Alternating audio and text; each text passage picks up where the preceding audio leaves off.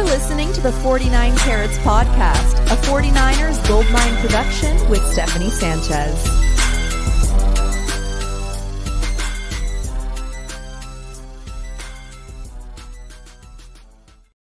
What's going on, everyone? Welcome to another edition of the 49 Carats Podcast. I don't know why, Wayne. It's the prospect spotlight thing. It's the interviews that I've been doing. I'm used to those intros, like throwing me off my game. But what's going on, Wayne? It's Friday. It's the off season. We got a lot of news about visits in the last week. The draft talk is ramping up. It's coming up in less than 2 weeks now. How you feeling?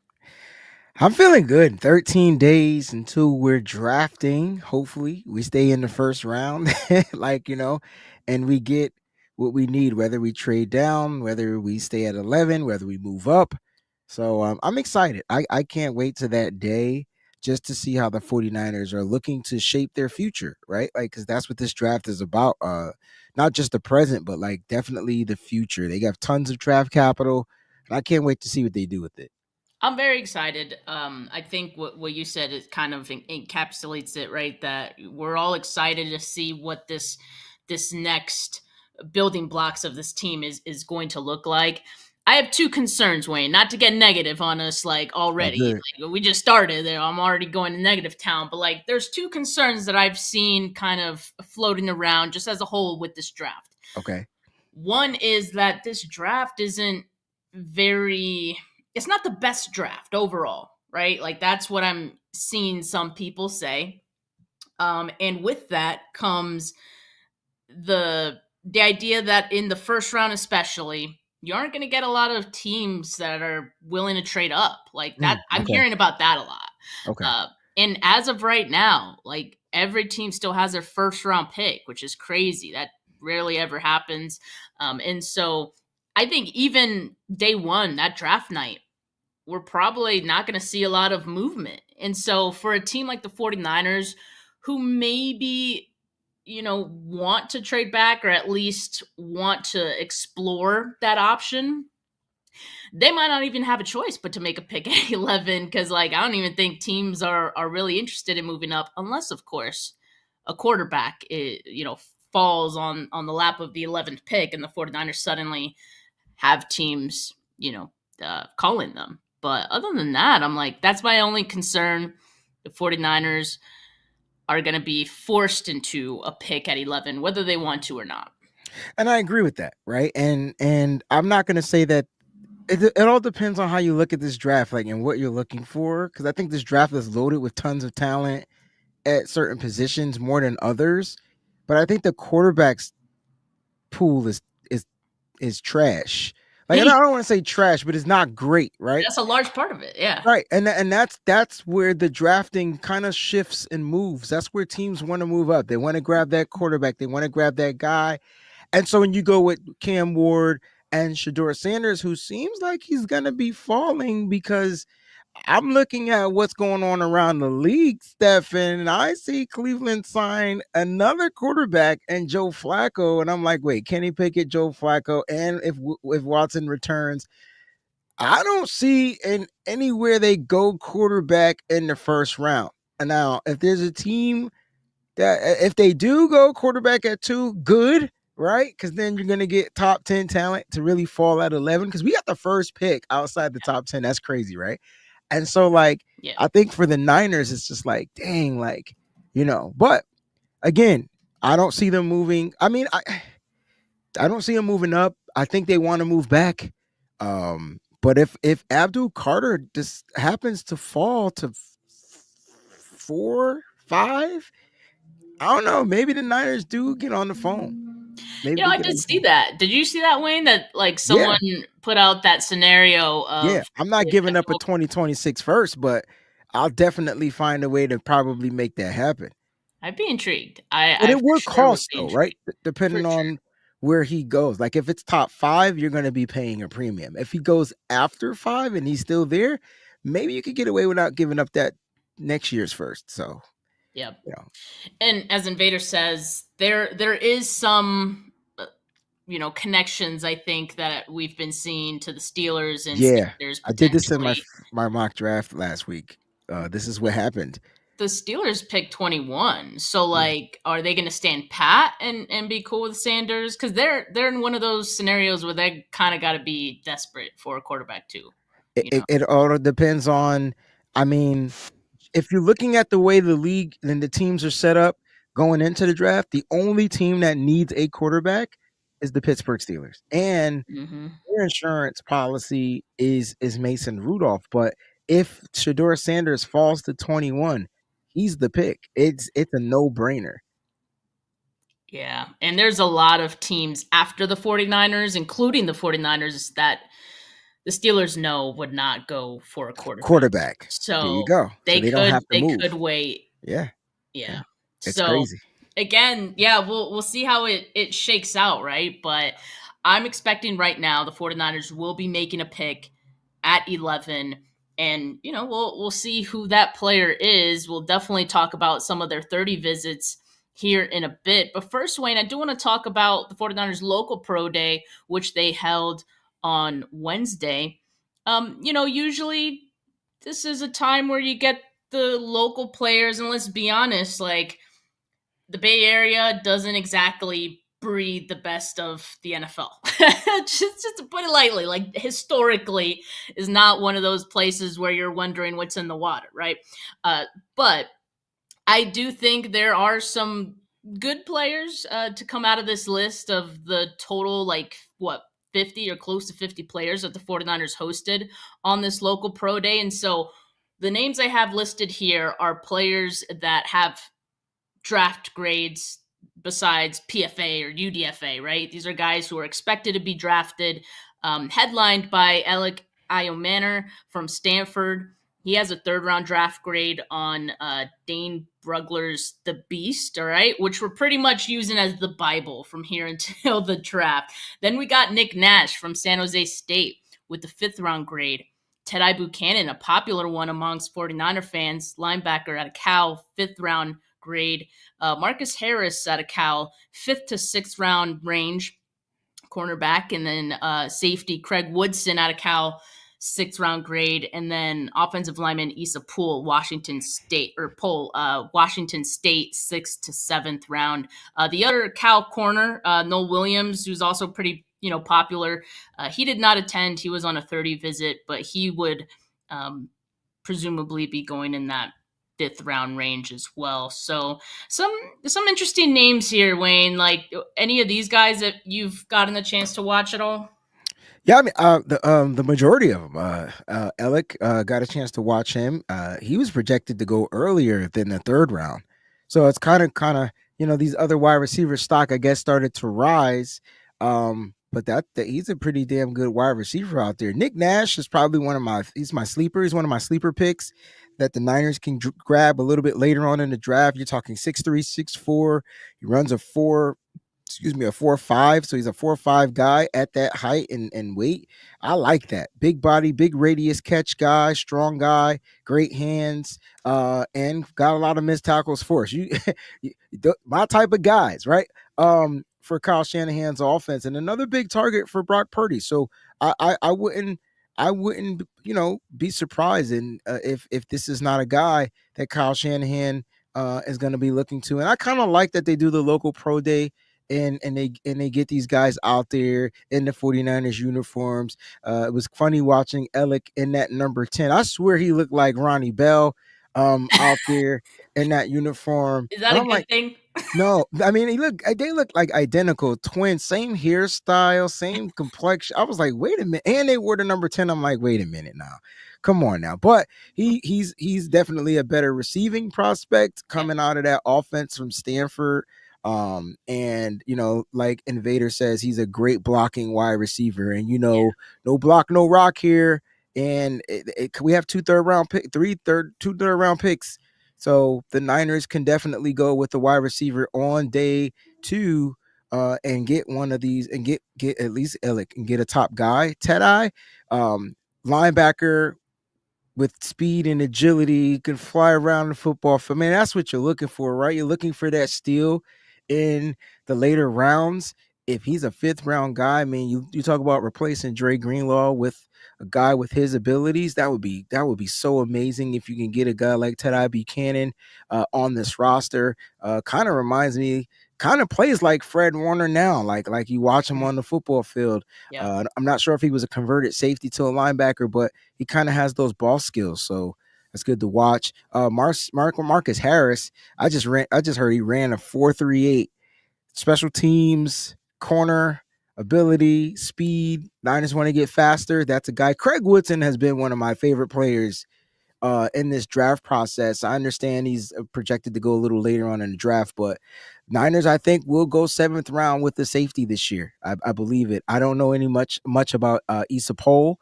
That's one guy I haven't got a chance to watch. So You know what, Wayne? I had forgotten that in our 49K draft club, we did talk about Buchanan. we did. That was one of the players we did talk We about. So if definitely did. you guys are curious about Buchanan and knowing what we think about him, we talked about him a few weeks ago.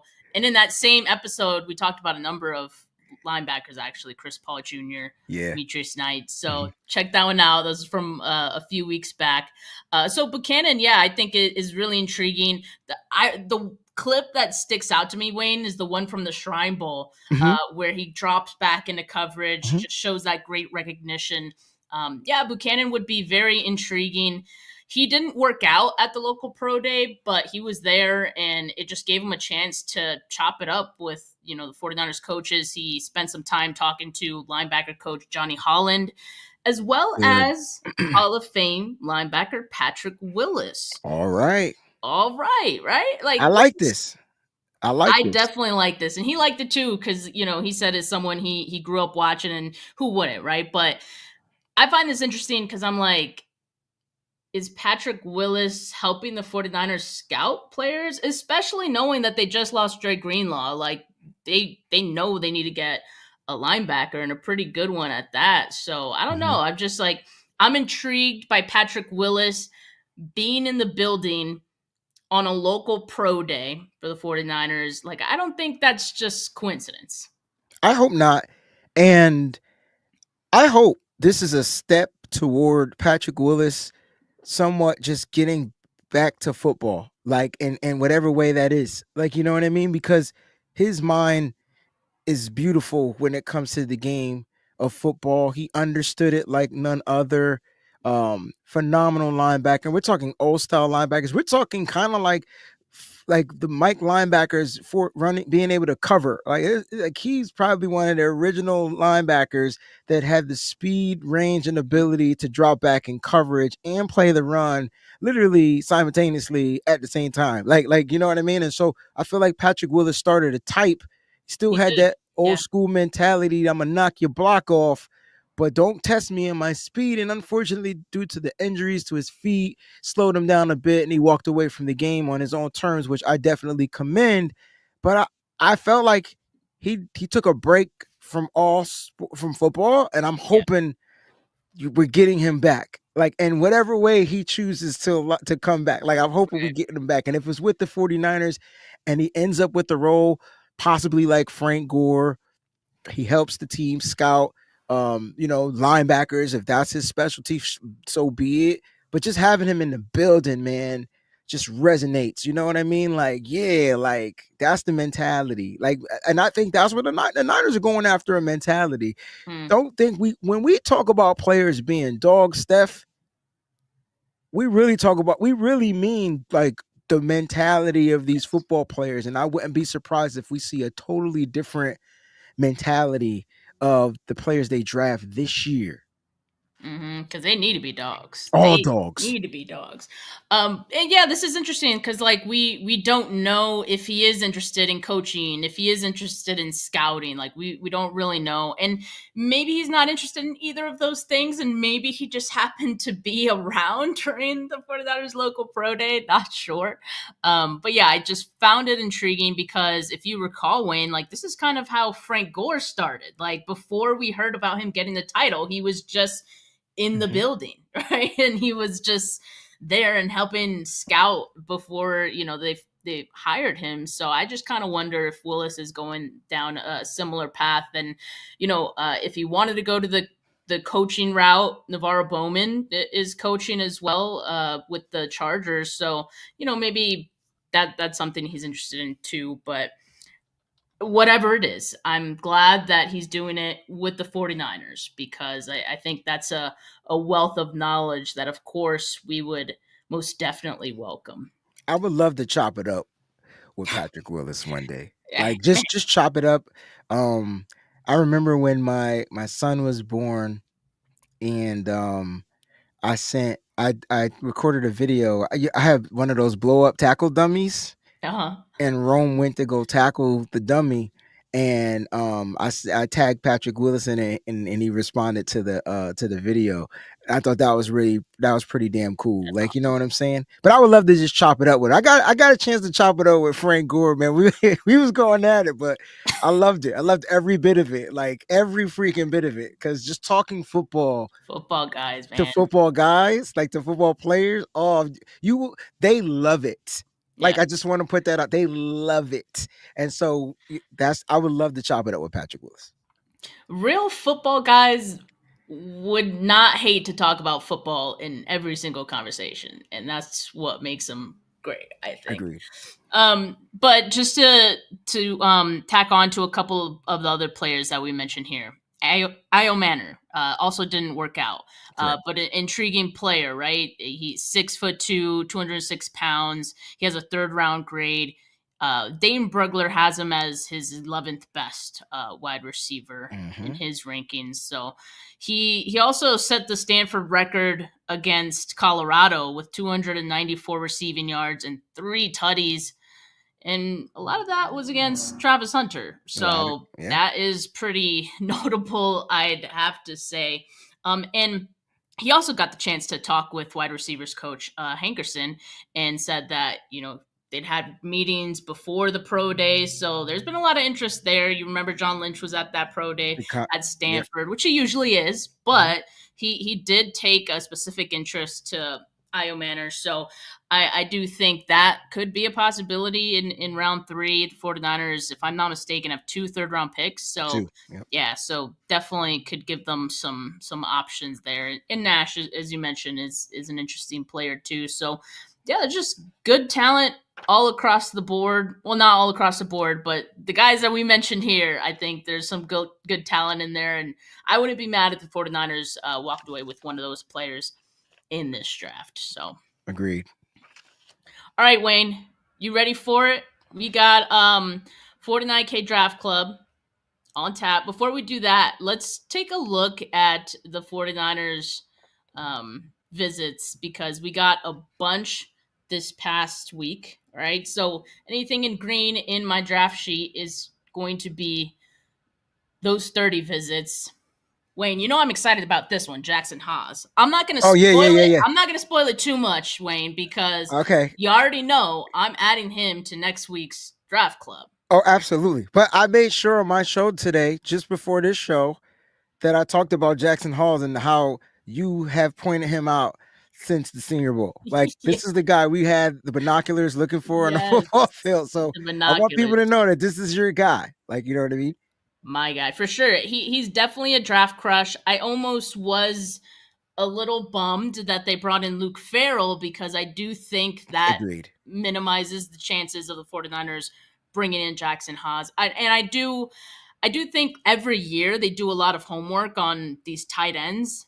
And I think a part of it is that they love tight ends. They just want to talk to some of these dudes. And so maybe Jackson Haas is one of those guys that they just really like and probably not going to be someone they draft. But, man, you can see the fit, man. Like, this is a really good blocking tight end. Maybe the best, probably the best in this year's class.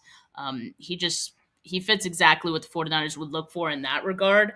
And, I honestly think, again, I'm not going to dive too deep into it, but I think maybe he could have done more in the passing game at Georgia Tech, and there's some untapped potential there. So Haas Hive buzzing with that one yesterday. And then we also have cornerback Kobe Bryant from Kansas. He also had a formal meeting with the 49ers at the Combine, so there's definitely some interest there. He could be a late day 2, early day 3 option for the 49ers. He has a 3rd and 4th round grade right now, so that could be an intriguing one. I know a lot of people are talking about, oh, the 49ers could go corner in the 1st round. I'm not buying it, Wayne. I'm really not. Like, I'm not buying all these mock drafts that have the 49ers going corner. They could, like, yes, I'm just not. I'm not sold on that. Yeah. So I think it's more likely a guy like Kobe Bryant who could be available, a guy like Quincy Riley who could be available later would make more sense. It does. Look, I get the mock drafts. I get best player available, and I think that's where you're getting that from. Because at that time at pick 11, I feel like a guy like Will Johnson would probably be one of the best players available at the position. All right. And so, like, if you go on BPA and the best player available at that, and he's the best player available as far as ranking or everything, I could see why they're mocking that. And I could see why, it might, the connection is Saleh Sauce. I want people to understand Saleh Sauce connection. That's where Will Johnson comes in. So they're thinking maybe because he's Coach Sauce Gardner, maybe he'll go with the Will Johnson because he knows what a type of defensive back that can be for your defense and your secondary. So I'm thinking that's what they're doing with it, but I'm with you. I'm not really buying it. We know we're going trenches, period, point blank. Yeah. Yes, and I'm all for it. And if you look at the people they're bringing in for these 30 visits, like the edge rushers, the defensive linemen, it's all guys that are like 1st round players. So the latest being Shamar Stewart out of Texas A&M. There's a lot of thoughts on this one, Wayne. And again, we can talk about it in another episode or talk about him in particular a little bit more next week. But, the production I is will the thing say people can't get around. He's a freak athlete. Yeah. And I remember, you know what? I'll save it for another episode. Yeah. But I don't remember. I got to look this up right now. I got to look up because the last time we drafted a freak athlete of a player was before Kyle Shanahan's time. I want to say it was Alden Smith. And I just need to know what Alden Smith college stats were like. You know what I'm saying? Because I don't remember. He was a 1st round pick. He was drafted 7th. We drafted him in 2011. And when you go back, he had the 1 year. Okay, I get it. So he had 1 year with 11 and a half sacks. And then his last year with Missouri, his sophomore year, he only had 3 sacks. He played in 10 games, so he played in 3 less games, but his production was relatively low that year. But total career 14 and a half sacks. But I'm not a big, huge fan of Shamar Stewart, but man, if you can teach him how to play on this defense with that athletic ability, shoot, that'd be crazy. That'd be kind of scary. We saw him at the Senior Bowl. He laid somebody out and left. Like he said, that's enough for me. He said that was enough. I think coaches, and he was coached by KJ Wright. He was. And so, like, obviously they've had other connections beyond just the 30 visit, beyond just the Combine, right? That's valuable, right? To know him at this level. So yeah, I think there's legit interest there, and I think there should be. You don't leave any stone unturned, especially when you have the 11th pick. You should look at all these guys. And so, yeah, there's a lot of intriguing names. Quincy Riley, Louisville, Tyleik Williams, Ohio State, Kyle Williams out of Washington State, wide receiver. This is one of my favorites. Mine too. Yes. You know why? Because we saw what he did at the Senior Bowl, and we were like, who is this dude? And everyone that's still complaining about his name just need to watch tape, please. Beg you. Not the same Kyle Williams. Not that Kyle Williams. And he doesn't even wear number 10, so that right there should be a start and a trend in the right direction. He's never worn a number 10. And he doesn't return. Right. So there you go. Right, there you go. Johnny, I've seen you in the chat. Shout out our dude, Johnny, man. Yes, sir. In fact, Johnny, if you're still in the chat, I want to ask you if you've done a breakdown on Kyle Williams yet, because if not, you should. And if so, I want to share that video with all of my followers because I'm sure you were complimentary of him too because we've We seen the saw tape. them. We've seen the tape. But all right, we got a couple more that we want to talk about this time around, Wayne, that we want to, do the 49K Draft Club on. And that is these guys here, Miles Frazier, Mhm, Kelvin Banks, mhm.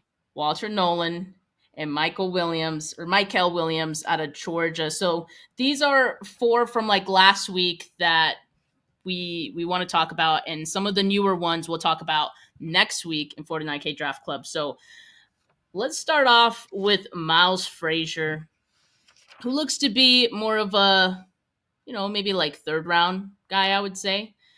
Um, He had a great Senior Bowl week, though. I would all the put that out LSU there. guys, all the Yeah, LSU guys, yeah. I think They looked balled pretty out. good. They did, and there was like what Even Dillinger. three Like, or more of them. yeah, They were Dillinger, stacked. Emory Jones, and him. I think those were the three that we saw. But I mean, listen, as a guard, he's uh, he's good. I don't know more. I sent you my notes the other day. I was sending you because I was watching some stuff and I was just seeing him.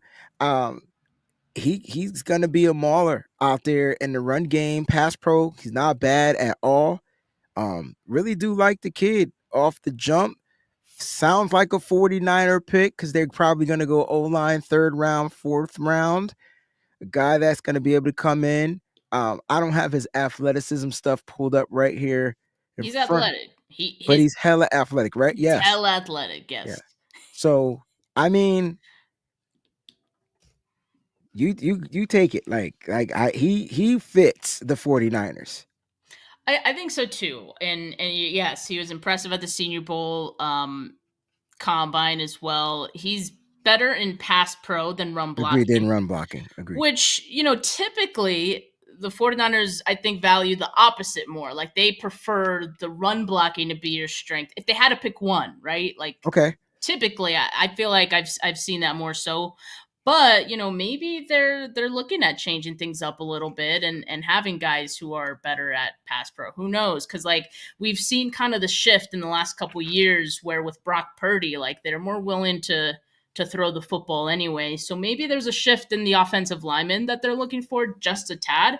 And so Miles Frazier being better in pass pro would fit in with that. And he's very athletic, 9.33 RAS score. His Mhm. speed and agility testing, they were pretty good. And he played both guard spots in college. He played some games at right tackle, Right so tackle. like he Yeah. has versatility, but he'll be strictly a guard in the NFL. Possibly a swing guard is how I see him. And the best ability is availability. He started 39 of 40 games over his 3 seasons at LSU. And so with that, versatility, availability, athleticism, yeah, I'd say that'd be a hell of an option for the 49ers in like the third round. Yeah, and if you go back to like his last season stats, we talked about his pass pro. I mean, he only allowed 15 pressures off of 843 snaps. 3 of them were sacks. Um, as far as his run block, I mean, he does have good mobility and lateral movement. But you can see him. Oh my gosh, like you can see like the power is there. Um, but I guess I'm not sure. Like, would he fit this scheme? And my theories are yes. I think when we drafted Dominic Pooney, we were drafting him because he was a better pass protector coming out of college than he was run blocking. And he turned out to be a pretty solid run blocker at the guard position for the 49ers. I think this is how Chris Forster is looking at these guys. He's looking at them against doubles. Like you've seen them against these doubles. Like this guy is playing pretty good football up front. And he did it consistently. Like I don't feel like he lost a lot. I think what really made him stand out to me was his play at the Senior Bowl against the All Stars. Mm, And yeah. and that Senior Bowl was loaded with defensive talent, just like the draft. And so he played well in that level. And that's when I really started to like, let me start looking more into this guy because I just don't think the Niners go offensive line with the first pick. I just don't see it. I don't think they No, have I a don't think they need do at the either. tackle position. Like if you were drafting a tackle and we needed a tackle, I would say let it be Mimbu, let it be Campbell and Kelvin Banks, who we're going to talk about next, right? Let it be that guy. Yeah. But I don't think they need to go. I don't think they're going to go offensive line because I don't think they need a tackle. Now, if they just decided to go with a guy like Kelvin Banks, because he is a tackle that he can probably kick in and play guard, that's another conversation. But I like Miles Frazier. I think he would be a solid 49er in year one, in Yeah, year and two. he wouldn't need to start right away, right? Like I think he would just be a really high quality backup who Yeah, could maybe eventually start. And who knows, he could maybe compete at that left guard spot. I that's mean, true. I think there still will be some competition there. So yeah, I'm color me intrigued by Miles Frazier. I think this is He a plays good. very mean too. We need to You know make what? make mention of that. Like I like mean guys up front. I'm sorry. He gives me John Feliciano vibes. I'm not even gonna lie. Hmm. Those are pretty good vibes as far as just game wise. Mhm. All right, let's look at really quickly. I did have his one-on-ones from the Senior Bowl. And so like again, like we were impressed by him at the Senior Bowl because I think he held up really well and you see the level of competition that was Yeah, at they the Senior trying. Bowl, especially at the trenches. The Look at that. defensive linemen were really Look at the good. feet. Like the feet. Let's watch Nolan, Nolan. Nolan, Got him down to the ground. Spin moves not working. And I mean, this is in pass pro, right? Which is where Oladejo. Oh no, that was Oben. Sorry, that that was was RJ open. Oben. Yeah, that's Deion Deion Walker. Walker. Yeah, so he's smooth with it. He's smooth with it. So I definitely like him as an option for the 49ers. But let's talk about this other offensive lineman that could be an option Ah, for them at 11, which we're talking about not really being convinced that they could do a lineman at 11. But if it's anyone, it might just be Calvin Banks because I think right now we're under the assumption Membu, Campbell, those are going to be top 10 pick guys. okay, So the next best is going to be Calvin Banks Jr. I think he shows a lot of savvy, Wayne, against pass rushers. He okay. shows good hands, excellent balance. I saw Yeah. this other breakdown that, also friend of the pod, John Chapman, put out on Calvin Banks. If you guys haven't seen that, check it out. That, like, he kind of fakes his hand extension, Hmm. and that defender was looking to probably do a chop or Chop. something. Hmm. And he, like, pulls his hand back real quick. And I think even in one of Then he these throws the clips, defender off balance and then gets him down. Yeah. so he does little things like that. And I'm sorry, I gotta show him against your Michigan players here. So him against Josiah Stewart, he held his own as well. He moves well, getting the second level. Also a healthy profile, started 42 games, primarily a left tackle. So that's the bigger question I have, Wayne, on Kelvin Banks is you pick him at 11. Is he going to start right away? Probably not. So that's a good question because, like I said, this is probably one of those players I feel like can play guard right away. Like right, he has the ability to be kicked in, and if you're competing at that left guard spot, this would be a really good person that you bring Yeah, in. you're talking about Play left guard, and then all of a sudden, if Trent retires in a year, you could kick him out to the left tackle spot, which he can play. He'll get stronger. He'll get more grown man strength, football strength to play the guard position. I mean the tackle position, and to be learning under Trent Williams. What I like about him is his quick feet, and I think his footwork is what allows him. He has great balance up there. Doesn't play high pad level. Like this guy gets it to me when it comes to pass protecting, and I feel like he's the most complete offensive lineman when it comes to run blocking and pass protecting. He's like the most Yeah. complete. It's like he's the what am I trying to say? He's the Mason Graham of the offensive line. Like He's he's well the rounded. balance. He's well rounded and balanced. Yeah. Yeah, and I mean, that is what you'd be looking for at 11. I think that's my thing. It's like if Trent is gonna if Trent were to retire like tomorrow, then This is the Calvin pick. Banks should be your pick. He's the pick. But Over I'm over Campbell which is hard to say. But then it's not, because when you put on the football film, you see, okay, I'm getting the physical guy out there and run blocking and pass pro. He doesn't have short arms. I don't have to worry about the like stuff like there's certain features. And Mimbu, as much as I love him, as athletic as Mimbu is he only a right tackle? I know Kelvin Banks is a left guy, left tackle, but can play on the left side. Yeah, So he can. I So that's the other thing, right? Like, if he doesn't start right away at left tackle, he can start right away at left guard. Very bingo, Yeah. bingo.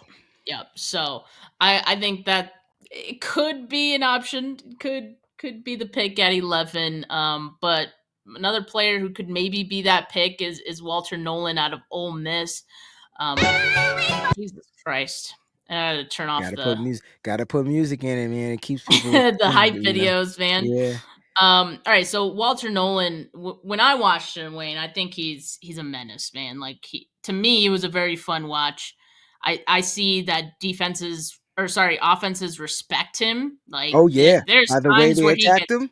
triple teamed. There you go. I was waiting for somebody to say this dude is blocked. Yeah, they have Like to. They got to allocate like 2-3 guys to him. like if he gets more one-on-ones, oh man, he'd be the greatest pick of 49ers draft history. But we know that's not gonna happen. He might his rookie year, but the Niners line is so depleted. Like, you know what I mean? So I just feel like this kid, if you're not going Mason Graham, and I like Derek Harmon, and I know why I know why a lot of people love Derek Harmon. I have one serious issue with Derek Harmon. Let me just be clear. All these players have areas that they need to work on. Yeah.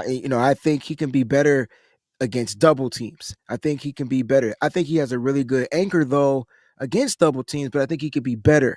The cool thing about Walter Nolan is you could play him pretty much all over that defensive front, right? If you wanted to switch to a 3-4, he could drop and play the nose. If you wanted to switch to a 4-3, he could play the 3 tech. So like, I really like this kid, and he's interchangeable because he could play outside the tackle too. So like, if you wanted to put Bosa and just throw mind games at the offense, what? Bosa's inside now and Nolan's outside. Like, what are we doing? Like, this is a Yeah. kid that I think would be high up. Now, like, again, he does have areas he needs to work on, but I just feel like he pick him at 11. I know a lot of people don't want that because they feel like his value isn't there. And I don't know, man. I don't know, Steph. He's dominant. He's a force. Dominant, yes. He is absolutely dominant. And the one thing I'll say is that just strictly I love it. that music was weird. But just from the player standpoint, just what I see on the field, I think he'd be able to improve the 49ers run defense immediately. And I think he could be a disruptor in the pass game too, because he's shown that. Mhm. Isn't that what the 49ers need? Yeah. Yes. It's replacing Javon Hargrave. So like if you Javon Hargrave he didn't have the run game stout. He was a disruptor in the backfield, but he didn't have the run game showed up like I think Walter Nolan does. And I feel like when I look at the key positions that are missing, the players that we lost, Hargrave lost in the middle, man, you need a disruptor up front. And with this guy's quick first step and his ability to understand what's going on out there on the football field, that's crazy. Now there are times where he's gonna get doubled and knocked out. Like, I'm not gonna lie. But that was against those Georgia guys. Now I'm not saying that it's not gonna happen in the NFL, but I would think he would learn how to take on those doubles and triples a little bit better under Chris Kosaric. That's just my theory. I would hope so. And maybe with the 49ers doing their homework on him and bringing him in for a visit, they Love it. No, I'm gonna stop the share really quick, just so I can reshare and then turn off the music. Give me a second. Let me cook here. Yeah, go ahead and cook. But and like I said, there are things he needs to work on. He was coming in slightly undersized. I mean, I can see that. Yeah, so I get like he might not be big enough up front to withstand a lot of those doubles. But I mean, I think he weighed in last time he weighed in was over 300 pounds. That's a plus, right? Because even Mason Graham was slightly underweight. Right. He weighed in at his pro day over 300 plus. So these guys are looking to get stronger and bigger. But to me, the strength is there. I think my only concerns with him out there on the football field is what happens when he gets taken out of a play. Does he come back? Does he fight back and be like, oh no, you got, and I saw that in that Georgia game. I saw him get crunched, and then he came back and took out the center. Like, and I love Jarrett Wilson.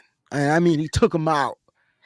And so that's the guy I think you're gonna get. He's gonna win some, he's gonna lose some, but he's gonna live to fight another day. So the reason that I also love that Johnny's here in the chat with us is because he's been one of those guys he's done a breakdown on Walter Nolan on his channel. If you haven't watched it, check him out. And one of those concerns that he has with Nolan is exactly that, as well as like, you know, the effort, not seeing effort on every single play. You also add on the fact that it's now been several times now that there are concerns with Nolan outside of his play. Like, yeah, maturity. That's something Jeremy Fowler from ESPN said. A lot of scouts have expressed. And also, according to Fowler, some scouting reports for Nolan mention he has a history of walking off the practice field mid-session due to frustration. That is concerning. Like, we're talking about the type of players that we want the 49ers to have. And that, you know, it's kind of a red flag to me. I wouldn't want that in the locker room.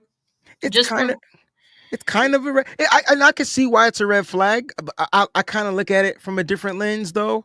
Like I know me, I would probably do that too, and it has nothing to do with the team. But it's either I'm gonna fight somebody or I'm gonna walk away. And so maybe from the frustration, I choose to walk away, and then I'll come back. Now I get we've seen that happen in a game with a player or whatever like that. That's a totally different situation. But if I was frustrated on the football field, you know, from something or whatever, I'll probably go walk away, cool down, come back, and be ready to tear somebody's head off, right? Like on the football field, not in fighting. So maybe that we don't know the full story of it, but at the end of the day, that could be a red flag. So that's why I definitely see it from your lens. I don't know the story, so maybe he was trying to cool off.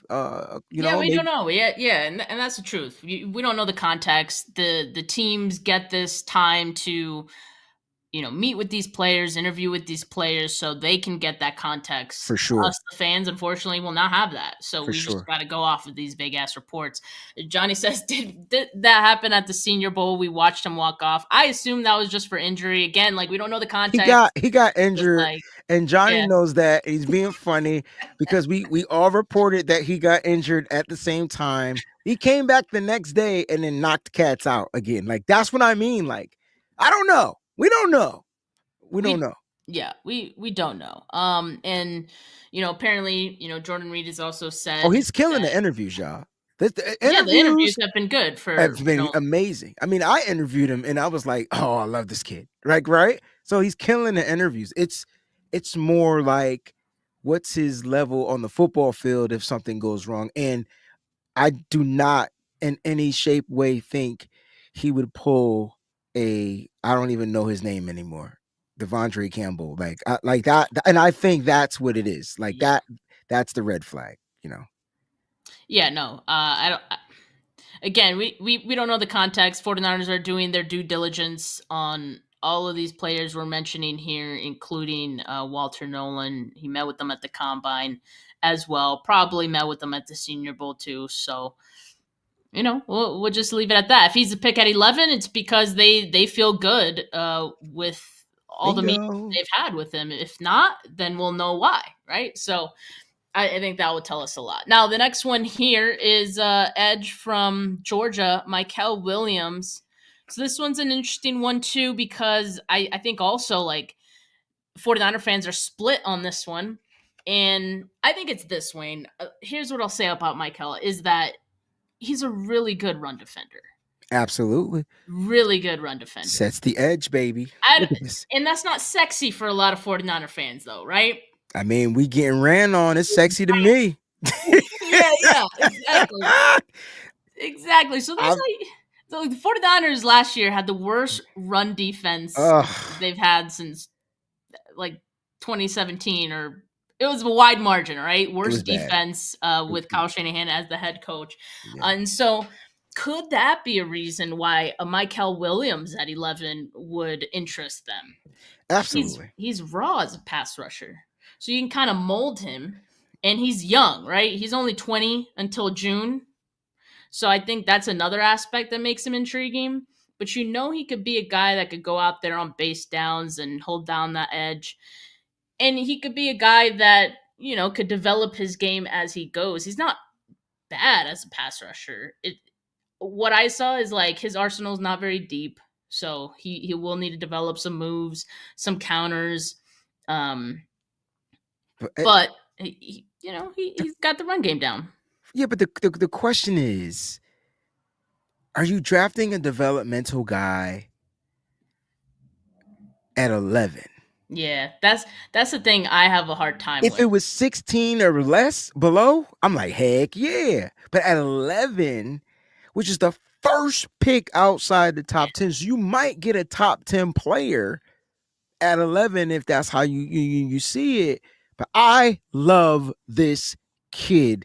And behind the scenes, I've been talking about this kid.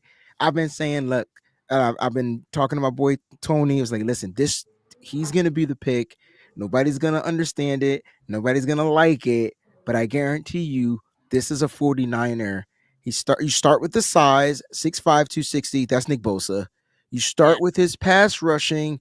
He still got you 5 sacks. He's able to still generate pressures out there. It might not be crazy numbers. They rotate people on this defensive front all the time. And if you're mainly going off of his 2024 film, I just want people to know week 1, he had an ankle injury and he played the remaining of the season. Sounds familiar.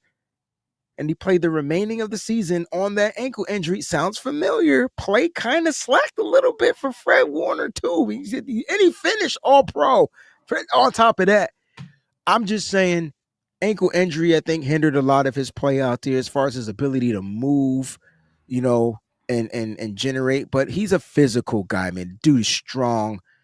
Strength. It's strength, strength, strength. I think Yeah. Chris Kosuric can develop him.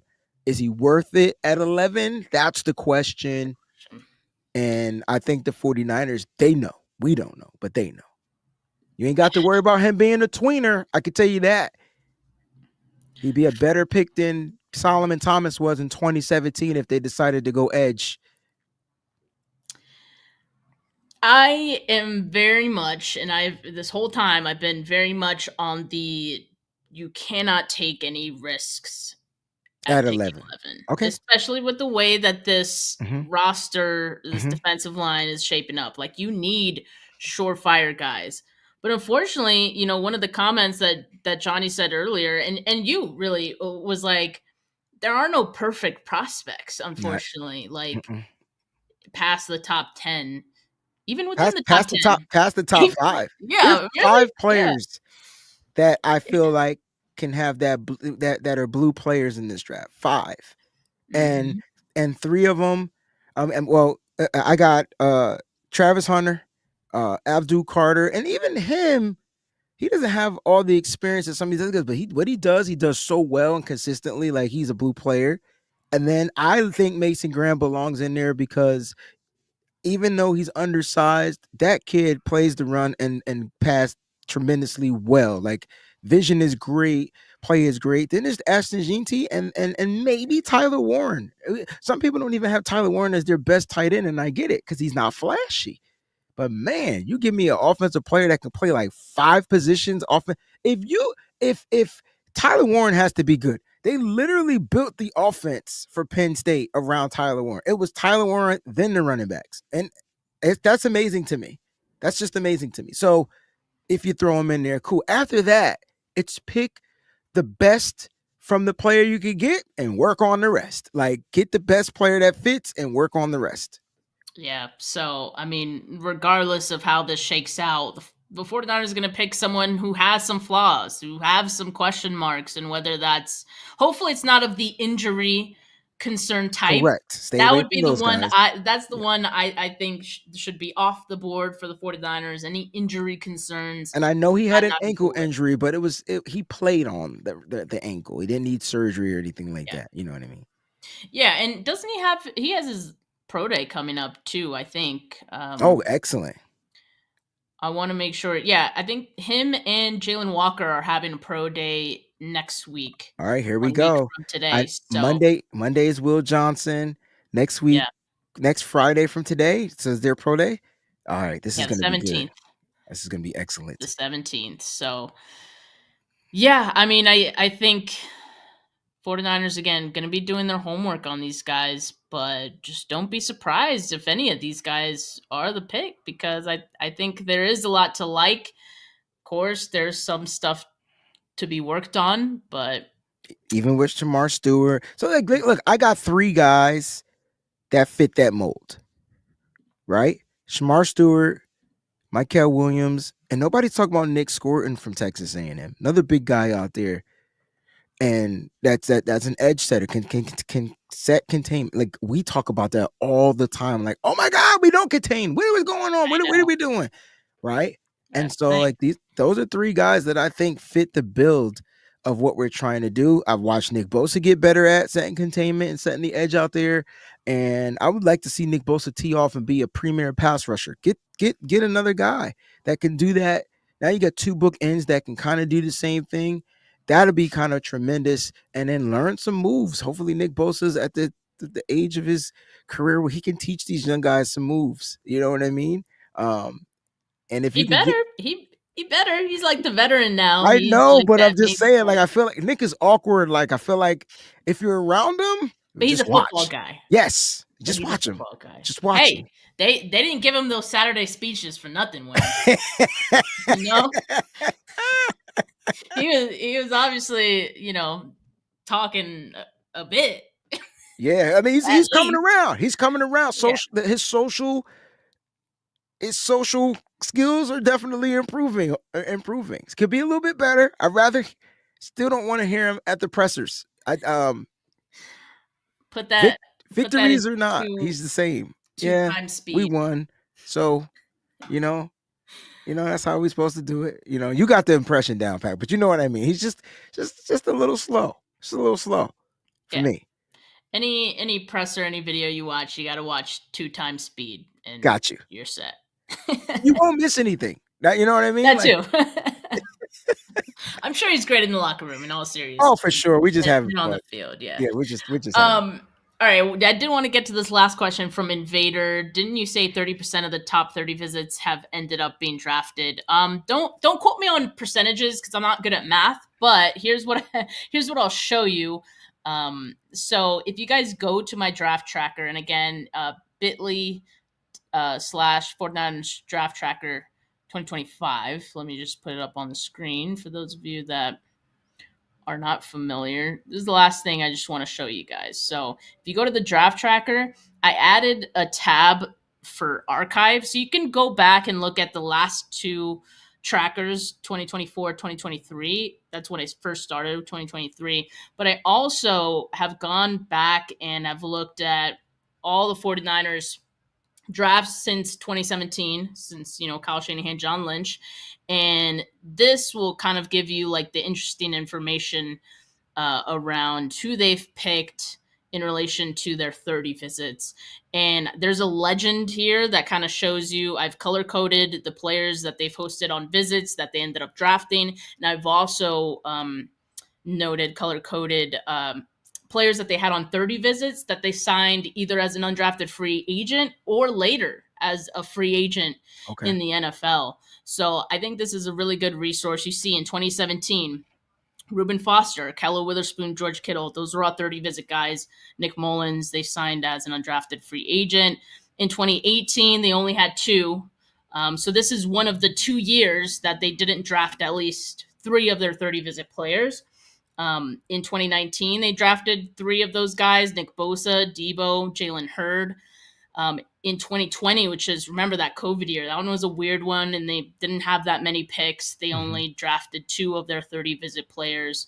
They ended up signing a couple of those guys in later drafts, Jordan Elliott, Yetur Gross-Matos, Salvin Ahmed. So, there's still something from that draft, but 2021 and from there on out, at least 3 players from their 30 visits they ended up drafting. 2022 was like by far the most that they've had. What is this? 5 players from that draft class that were 30 visits. Yeah. So really, it fluctuates every year. It's not like they go into every year saying we got to draft at least 3 of these guys, but just looking at the trends, looking at what they typically have done since 2017. There's only been 2 years since then that they haven't drafted at least 2 of those guys. So someone do the math for me. Like, what's the percentage of that? I don't know. Yeah, I give up. I don't know, man. Don't put me on the spot with percentages. But yeah, so make sure you guys check that out if you're curious, because I do get a lot of questions about that. Like, hey, like, have you looked at who they've drafted from past 30 visits and all that? So the answer is yes, and that is in the draft tracker under the archive tab. So make sure you guys check that out. All right, y'all. This was a fun episode, as it always is. Wayne, we already got our work cut out for us for next week. We already got some of those 30 visits on tap. So we got some interesting players to talk about. And again, Haas Hive is buzzing. We're going to talk about him next week. I like the dog Kobe, man. Like that that kid's a dog. And Quincy Riley. That's going to be fun. Yo, I love the nickname Hawk Mamba. Like that's kind of cool. That goes cool. hard. That goes hard. So yeah, okay, Invader 10%, which is drastically different from 30. The fact that he figured that out that fast, good at math, is ridiculous. We love it. Good at math. So yeah, average 33. So what happened is Steph turned it into a word problem, and I was just like, F it. Like, I'm good. I don't see numbers, I'm good. Like, it was a word problem. I didn't feel like reading in between the lines. Yeah. It was like one of those like paragraph long math. Yeah, man, I'm good. I ain't got time for that. This is math, not reading. It's like Wayne had 100 apples, dropped off 30 at home. Yeah. And, why? Just put 30, 100, find the difference. Boom. Like, you know what I mean? 70. Let's go. Boom. That one was an easy one, but like they were trying to piss off our game during those. So thankfully those days are behind us. But appreciate all of you that tuned in. It was a fun show. Make sure you guys like this video. Make sure you subscribe to the channel if you haven't yet. Make sure you check out the draft tracker. Make sure you subscribe to Wayne. Like the video. Appreciate all of you audio listeners. Leave a rating, leave a review. But for now, have a good rest of your Friday. Have a great weekend. Peace.